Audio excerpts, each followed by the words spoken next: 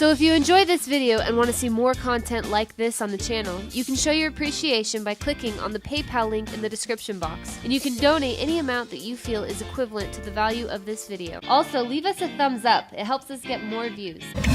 Tell-all comes as we now know that Mueller's team is asking questions about the president himself, including what he knew about WikiLeaks and when he knew it, and why he took policy positions that were friendly to the Kremlin.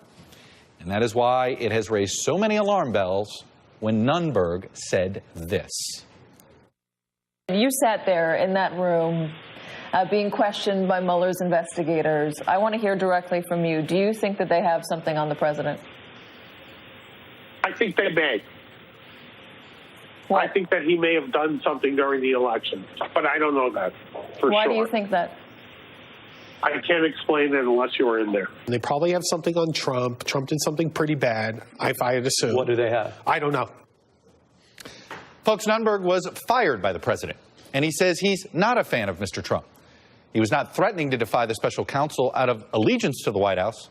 He was considering risking jail time to protect Roger Stone.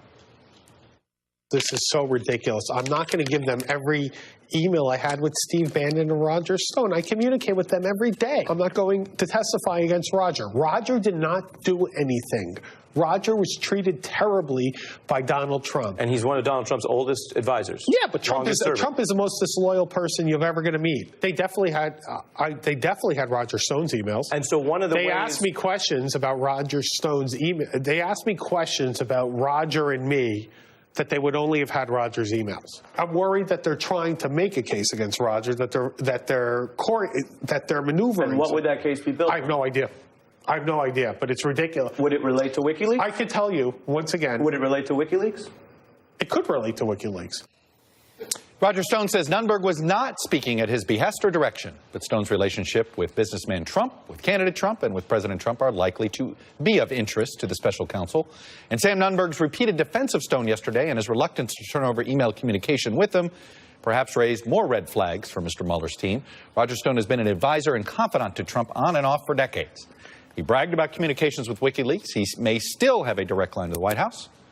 And we can ask him that right now because he joins me now. Mr. Stone, welcome back to the show, sir. We're going to get to this video in just a second. I just wanted to give you a quick Operation Hal reminder that you can click on the link in the description box below and sign up for our online InfoWarrior training camps. We are now determined to raise up 1,000 YouTube channels just as powerful as Operation Hal. If you're one of those people who wants to have a YouTube channel like Operation Hal that reaches millions of people per month and generates revenue for the information war, click on the link in the description box below and sign up for our free training.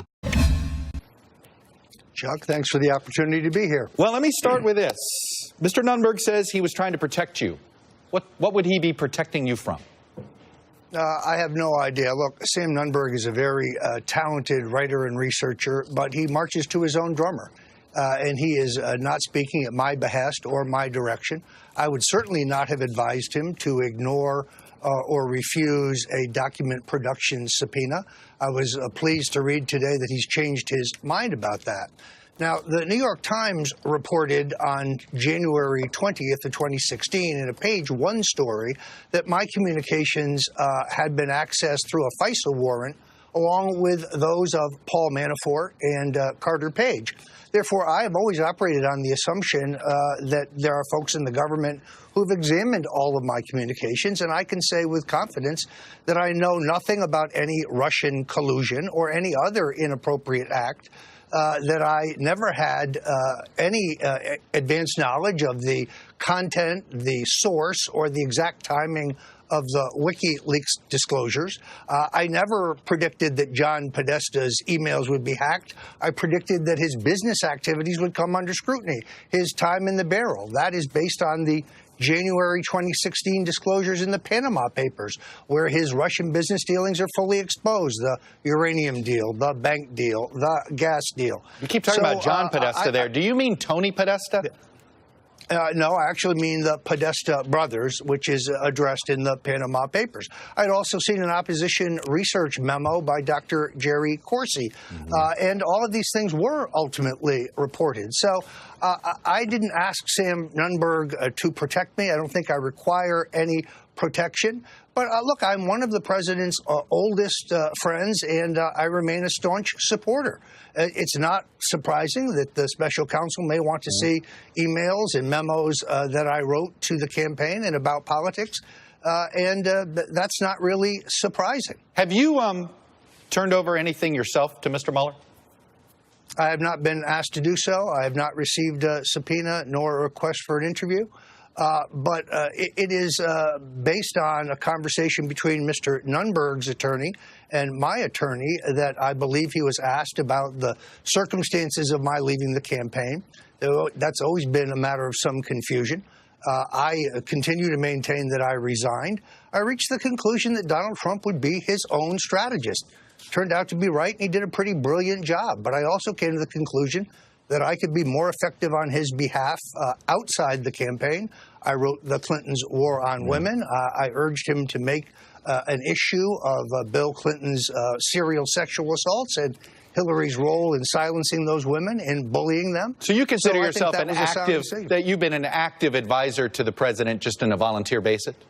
Is that how you describe yourself? Well, our contacts have been sporadic. I certainly consider myself a strong supporter of the president. When's the last time you talked to him? It's been a while now. I would say several months. This idea that we talk incessantly is not accurate. But I showed my resignation letter to a reporter from the New York Times and a reporter then with the Miami Herald, now with Politico, the night before I submitted it, because I wanted to have a record. There was also, according to Mr. Nunberg's lawyer, a question about whether I had ever met Julian Assange in London in 2016. I never left the country in 2016. My passport, I showed the appropriate pages to the Daily Caller, proves that. I have never met or spoke with Mr. Assange. Why did you have this? Why did you reach out to Guccifer? Why did you reach out to WikiLeaks? Well, first of all, my direct messages with Guccifer 2.0, if that's who it really is, come almost 6 weeks after the DNC emails had been published by WikiLeaks. So in order to collude in their hacking, which I had nothing whatsoever to do with, one would have needed a time machine. Secondarily, I wrote a very long piece. You can find it, Stone Cold Truth. I doubt that Guccifer is indeed a Russian operative. I also once believed that he had hacked the DNC. I don't believe that anymore either. I think it was an inside job, and the preponderance of evidence points to a load to a thumb drive or some other portable device, and the device is coming out the back door. But, Chuck, also, 10 days ago, the Washington Post reported that based on the Democratic minority memo, that the Russians had sent documents to me for review. I've never received any documents from the Russians or anybody representing them. I never had any contact with any Russians. Did you receive any documents and you didn't know it was a Russian?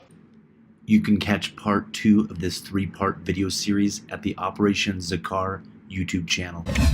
Hey everybody! I just wanted to break in real quick for an Operation HAL Info Warrior update. Many of you thousands of Operation HAL subscribers are passionate patriots. We can tell because of the comments that you leave in the comment section. But America needs more than just passionate comments from anonymous subscribers. America needs info warriors who are willing to spread information. Believe it or not, us patriots, we are beginning to win the info war. We are on the march and the enemy is on the run. They never anticipated this explosion of social media. The bad guys who are behind the scenes attempting to destroy our republic, they didn't realize that platforms like YouTube, Twitter, Instagram, and Facebook would give voice to those of us who haven't been fooled by the fake news, Project Mockingbird, CIA-ran media. Patriots like you and me now have a level playing field to take part in the war for the soul of our nation. And the good news is, we don't even have to use guns. We can simply use our home computers and laptops, just like I'm doing right now. In fact,